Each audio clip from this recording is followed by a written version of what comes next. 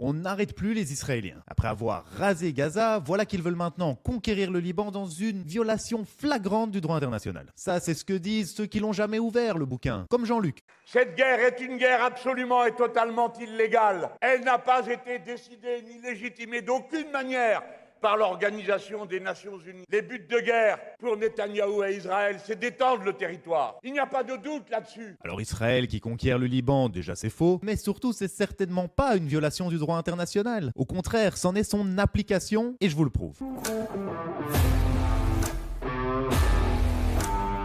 Alors on peut déjà nommer l'article 51 de la Charte des Nations Unies, qui définit le droit à la légitime défense. Et oui, ça s'applique aussi à l'État juif, qui lui aussi a le droit de défendre ses propres citoyens. Parce que je voudrais quand même rappeler que le Hezbollah, c'est un groupe terroriste reconnu comme tel dans le monde entier, qui a commis de nombreux attentats. Des attentats qui ont tué des citoyens français. Et c'est depuis le 8 octobre 2023 que les terroristes du Hezbollah attaquent Israël, alors qu'à ce moment-là, Israël et le Liban étaient en paix. Et puis ensuite, c'est exactement l'inverse de ce que dit Jean-Luc Mélenchon. On remonte 20 ans en arrière, 11 août 2006, et la résolution 1701 du Conseil de sécurité de l'ONU. Cette résolution, elle dit 3 choses très très simples. Fin des attaques sur Israël depuis le Liban, désarmement du Hezbollah et zéro présence armée au sud Liban. Résultat, 20 ans plus tard, vous pensez qu'ils l'ont fait? Évidemment que non. L'armée libanaise, elle parle beaucoup, mais elle agit pas beaucoup, non. Et l'ONU, eux, ils regardent. Ah non, mais littéralement, hein. On dirait des arbitres de tennis. Les missiles passent au-dessus d'eux et eux, ils comptent les points. Et donc si le Hezbollah, aujourd'hui, tire encore sur Israël, 20 ans plus tard, c'est bien la preuve que personne n'a fait le boulot. Donc non seulement l'ONU et le Liban ont échoué, mais c'est précisément cet échec qui rend l'opération israélienne d'aujourd'hui légitime au regard du droit international. Et donc oui, aujourd'hui, c'est encore Israël qui doit faire le sale boulot. Croyez-moi, tous les Israéliens auraient préféré que quelqu'un d'autre le fasse. Les Libanais, l'ONU, les Martiens, qui vous voulez. À tous ceux qui jouent les vierges effarouchés aujourd'hui, si vous étiez silencieux pendant que les Israéliens se bouffaient des missiles sur la tête pendant 20 ans, vous pouvez rester silencieux aujourd'hui aussi pendant qu'ils se défendent. Et vous pourriez même dire merci au passage en soi, hein. Ça ferait pas de mal. Deuxième point, non, Israël n'est pas en train d'envahir le Liban, ni pour le coloniser, ni pour réaliser son rêve du grand Israël. Déjà, soyons sérieux, 2 secondes au moins. Ça fait plus de 10 ans que je vis en Israël et ce délire du grand Israël, moi je l'ai jamais entendu ici. Jamais. Les seules fois où j'entends parler du grand Israël, c'est dans la bouche de l'extrême gauche française. Mais vous savez quoi? Admettons leur logique. Admettons.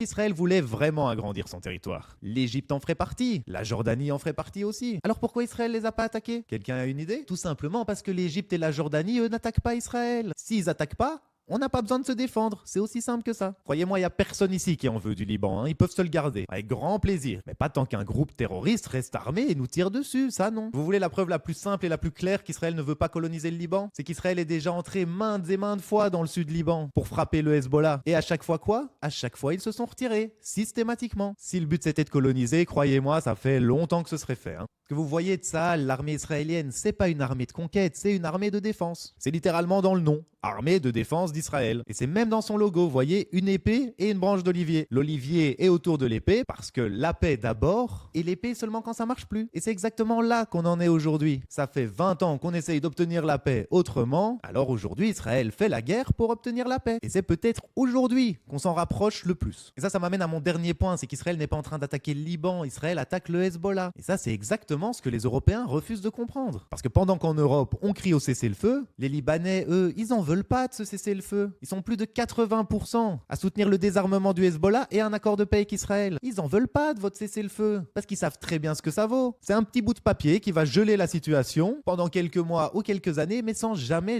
régler le problème. Un cessez-le-feu avec un Hezbollah qui reste encore armé, c'est pas la paix, c'est juste une pause avant le prochain round. Et vous voyez, aujourd'hui, il se passe quelque chose d'historique. Parce que pour la première fois dans l'histoire, on a des négociations directes entre Israël et le Liban. Pour la première fois, on voit les drapeaux israéliens et libanais côte à côte. Et surtout, pour la première fois, une énorme partie de la société libanaise est enfin prête à se débarrasser du Hezbollah. Et au milieu de tout ça, il manque quelqu'un d'important. Qui donc?